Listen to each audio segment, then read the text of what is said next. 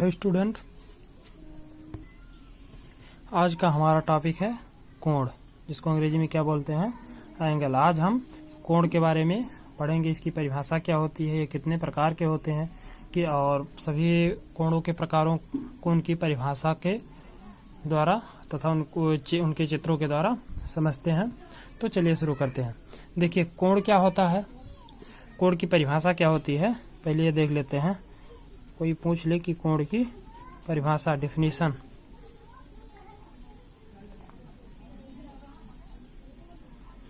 कोण की परिभाषा क्या होती है। कोण, सुनिए, ध्यान से सुनिए। कोण वह आकृति है जो एक बिंदु से दो सरल रेखाओं के निकलने पर बनती है। कोण क्या है? कोण वह आकृति है जो किसी एक बिंदु से दो सरल रेखाओं के निकलने पर बनती है। कोण की परिभाषा क्या है? कोण वह आकृति है जो किसी एक बिंदु से, मान लीजिए कोई बिंदु है, यहाँ से कोई दो सरल रेखाओं के निकलने पर जो आकृति बनती है, उसी को हम क्या कहते हैं? कोण कहते हैं। तो आई होप इतना ये इसकी परिभाषा समझ में आई होगी। कोण की परिभाषा क्या होती है? कोण वह आकृति है जो किसी एक बिंदु से दो सरल रेखाओं के निकलने पर बनती है। अब देखते हैं कोण के प्रकार। कोण के प्रकार, टाइप्स ऑफ एंगल। कोण के प्रकार देखते हैं। देखिए, मुख्य रूप से कोण 8 प्रकार के होते हैं। मुख्य रूप से जो कोण होते हैं वो 8 प्रकार के होते हैं, और 3 और होते हैं जिन्हें हम आसन्न कोण, रैखिक कोण और ईसा विमुख कोण के नाम से जानते हैं। तो सबसे पहले हम मुख्य 8 प्रकार के कोणों को देखते हैं। देखिए, पहला कोण क्या है? न्यून कोण। न्यून कोण को अंग्रेजी में हम एक्यूट एंगल बोलते हैं। अब देखिए, न्यून कोण क्या होता है, इसकी परिभाषा क्या होती है? तो वह कोण जो जिसका मान जो हो वो 0 से अधिक और 90 डिग्री के बीच में होता है, या 90 डिग्री से कम होता है। वह कोण जिसका मान 0 to 90 डिग्री होता है, उसे हम क्या कहते हैं? न्यून कोण कहते हैं। वह कोण जिसका मान क्या हो? 0 से अधिक और 90 डिग्री से कम, उसे हम न्यून कोण कहते हैं। जैसे मान लीजिए कोई एक सरल रेखा ये है और इस पर एक दूसरी सरल रेखा ये है। मान लीजिए इसके बीच का कोण 45 डिग्री है, तो ये एक प्रकार का न्यून कोण होगा। 45, 55 यानी 0 से अधिक हो और 90 डिग्री से कम हो, तो उसे हम न्यून कोण कहते हैं। दूसरा कोण क्या है? Right angle.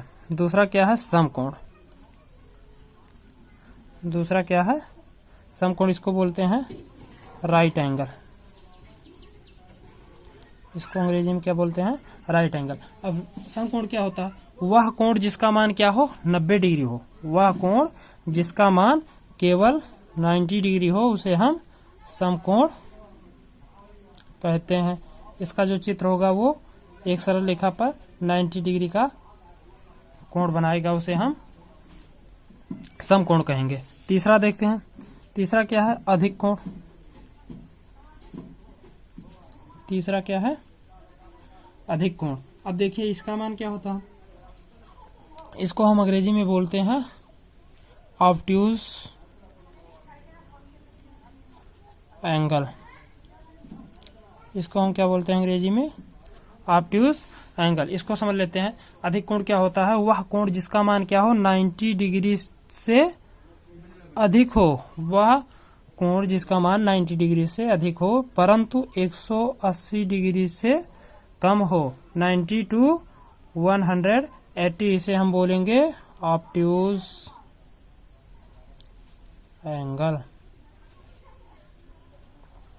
वह कोण जिसका मान 90 से अधिक हो परंतु 180 डिग्री से कम हो, उसे हम ऑब्ट्यूज एंगल बोलेंगे। चित्र देख लेते हैं। मान लीजिए कोई सरल रेखा है और इस पर एक दूसरी सरल रेखा इस प्रकार का, यानी मान लीजिए 120 या 130, 35, 40, 50, 60, 70, यानी 180 से कम होना चाहिए और 90 डिग्री से अधिक होना चाहिए, तो उसे हम क्या कहेंगे, अधिक कोण कहेंगे।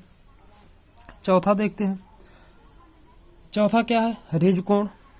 चौथा कोण क्या है, रिज कोण। देखिए चौथा क्या है, रिज कोण। इसको हम सरल कोण के नाम से भी जानते हैं, इसको हम सरल कोण के नाम से भी जानते हैं। अब देखिए इसकी परिभाषा क्या होती है, वह कोण जिसका मान क्या हो 180 डिग्री के बराबर हो, वह कोण जिसका मान जो हो वो क्या हो 180 डिग्री हो, उसे हम रिज कोण कहेंगे, या सरल कोण भी इसको हम कहते हैं। अंग्रेजी में इसको हम स्ट्रेट कोण कहते हैं, यानी कोई सरल रेखा खींची गई हो तो उस पर जो बना कोण होता है वो हमेशा क्या, वो उसे हम क्या कहेंगे, रिज कोण कहेंगे। अब अगला देखते हैं, देखिए छठा क्या है, प्रतिवर्ती कोण, रिफ्लेक्स एंगल। अब देखिए रिफ्लेक्स एंगल क्या होता है, वह कोण जिसका मान क्या हो 180 डिग्री से अधिक हो और 360 डिग्री से कम हो। वह कोण जिसका मान क्या हो 180 डिग्री से अधिक हो और 360 डिग्री से कम हो, उसे हम प्रतिवर्ती कोण कहते हैं। यानी इसका जो चित्र बनेगा वो कुछ एक सरल रेखा इस तरीके से और एक इस तरीके से, तो ये इधर बाहर का जो कोण बनेगा, ये जो बाहर का इधर का कोण जो बनेगा उसे हम प्रतिवर्ती कोण कहेंगे। इसको हम बृहत कोण के नाम से भी जानते हैं, इसको हम बृहत कोण के नाम से भी जानते हैं। अब देखिए अगला क्या है, अगला कोण है समपूर्ण कोण। अगला क्या है, संपूर्ण कोण, अंग्रेजी इसकी कंप्लीट एंगल। देखिए संपूर्ण कोण क्या होता है, वह कोण जिसका मान क्या हो 360 डिग्री हो, वह कोण जिसका मान क्या हो 360 डिग्री हो, उसे हम संपूर्ण कोण कहते हैं। यानी किसी बिंदु कोई रेखा है तो इस पर कोई बस तो इसे घूम के फिर वहीं पे आ जाए, तो ये जो कोण होगा वो क्या होगा 360 डिग्री का होगा, इसे हम संपूर्ण कोण के नाम से जानते हैं। आठवां देखते हैं, माफ करना दोस्त, ये 5वें नंबर का कोण, ये छठे और ये 7वां। अब 7वां नंबर का देखते हैं, ये क्या होता है, संपूरक कोण। 7वां जो कोण होता है वो क्या होता है, संपूरक कोण। इसकी अंग्रेजी होती है सप्लीमेंट्री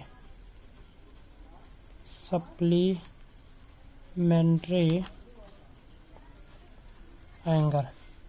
अब देखिए संपूरक कोण किसे कहते हैं, तो ऐसे दो कोण, संपूरक कोण किसे कहते हैं, ऐसे दो कोण जिनका योग क्या हो 180 डिग्री हो, ऐसे दो कोण जिनका योग क्या हो 180 डिग्री हो, उन्हें हम संपूरक कोण कहते हैं। मान लीजिए ये कोई एक सरल रेखा है, इस पर ये इधर कोई कोण A है और इधर कोई कोण B है। यदि A plus B equal to 180 तो इसे हम बोलेंगे सप्लीमेंट्री एंगल। यानी इसकी परिभाषा क्या होगी, ऐसा कोण जिसका मान क्या हो, ऐसे दो कोण, इसकी परिभाषा होगी ऐसे दो कोण जिनका योग क्या हो 180 डिग्री के बराबर होता है, उन्हें हम संपूरक कोण कहते हैं। अब देखते हैं आठवां क्या होता है, पूरक कोण। आठवां क्या है, पूरक कोण, कॉम्प्लीमेंट्री एंगल। इसकी अंग्रेजी होगी कॉम्प्लीमेंट्री एंगल। देखिए कॉम्प्लीमेंट्री एंगल क्या होता है, ऐसे दो कोण जिनका योग जो हो वो 90 डिग्री हो, ऐसे दो कोण जिनका योग 90 डिग्री का होता है, उन्हें हम कॉम्प्लीमेंट्री एंगल कहते हैं। मान लीजिए ये कोई एक कोण नाम दे देते हैं OABC। एक कोण ये है A और एक कोण ये है B। यदि A प्लस B, देखिए ये एक त्रिभुज है पूरक कोण का। मान लीजिए इसमें दो कोण हैं, कोण A कोण B। तो अगर क्या हो ये A प्लस B, यदि A plus B equal to क्या हो 90 डिग्री, यदि A प्लस B यानी ये और ये इन दोनों कोणों का योग क्या हो 90 डिग्री का हो, तो इन्हें हम क्या कहेंगे, कॉम्प्लीमेंट्री एंगल या पूरक कोण के नाम से जानते हैं। अब देखते हैं नौवां कोण क्या होता है? आसन्न कोण। नौवां कोण क्या है? आसन्न कोण। नौवां कोण क्या है? आसन्न कोण। इसकी अंग्रेजी होती है एडजेसेंट एंगल। इसकी परिभाषा क्या होती है? ऐसा कोण जिसमें क्या हो? एक भुजा उभयनिष्ठ हो। आसन्न कोण क्या होते हैं? ऐसा कोण जिसकी एक भुजा उभयनिष्ठ हो तथा ऐसा कोण जिसमें उनकी एक भुजा उभयनिष्ठ हो तथा उनका एक शीर्ष क्या हो? उभयनिष्ठ हो तथा उसका एक शीर्ष उभयनिष्ठ हो, उसे हम क्या कहेंगे? आसन्न कोण। यानी मान लीजिए कोई कोण इस प्रकार का है, इस प्रकार का कोई कोण है, नाम दे देते हैं ए बी सी। तो इसमें ये क्या है? आसन्न कोण है। यानी देखिए इसमें दो एंगल है, ये एक ए ओ बी, एक कोण क्या है? ए ओ बी है, और एक कोण क्या है? बी ओ सी। ये दो एंगल हैं। इसमें क्या है? भुजा, या इसको अंग्रेजी में साइड बोलते हैं, इसका एक भुजा क्या है? B O. ये दोनों कोणों में क्या है? कॉमन है, और इसका जो शीर्ष है वो क्या है? ओ है। तो इस ऐसा कोण, इसकी परिभाषा क्या हो गई? ऐसा कोण जिसकी नहीं, ऐसा दो कोण जिसकी एक भुजा क्या हो? कॉमन हो तथा एक शीर्ष कॉमन हो, उसे हम आसन्न कोण कहते हैं। अब अगला देखते हैं 10वां। अगला देखिए क्या है? रैखिक युग्म या लीनियर फेयर एंगल। ये क्या होता है? ऐसा कोण जिसमें क्या हो? एक भुजा उभयनिष्ठ हो। जिसमें क्या हो? एक ऐसे दो कोण जिसमें क्या हो? एक भुजा, मान लीजिए ये ओ ए बी सी। तो ऐसे दो कोण जिसमें क्या हो? एक भुजा उभयनिष्ठ हो तथा इन दोनों कोणों का योग, इसको मान लेते हैं ए और बी, यानी कोण ए प्लस कोण बी इक्वल टू 180। यानी ऐसा कोण, ऐसे दो कोण जिसकी एक भुजा क्या हो?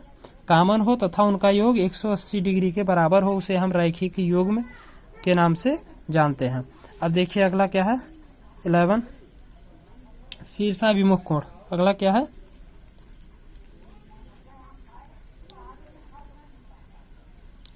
शीर्षाभिमुख कोण। देखिए शीर्षाभिमुख कोण क्या होता है? इसकी अंग्रेजी होती है वर्टिकली अपोजिट एंगल। तो मान लीजिए इस प्रकार का कोई कोण है, ये मान लीजिए इसमें एक कोण ए, दूसरा बी, तीसरा सी और चौथा डी, इस प्रकार का कोई एंगल बना है। तो ऐसा कोण जिसके क्या हो?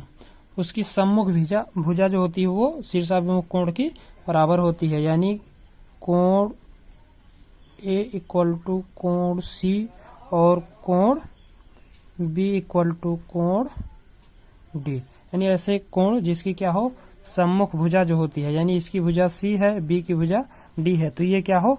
बराबर हो, तो उसे हम शीर्षाभिमुख कोण कहते हैं। आई होप इन सब कोणों को आप लोग समझ लिए होंगे। अब मिलते हैं अगले वीडियो में कुछ महत्वपूर्ण प्रश्नों के साथ। तब तक के लिए धन्यवाद।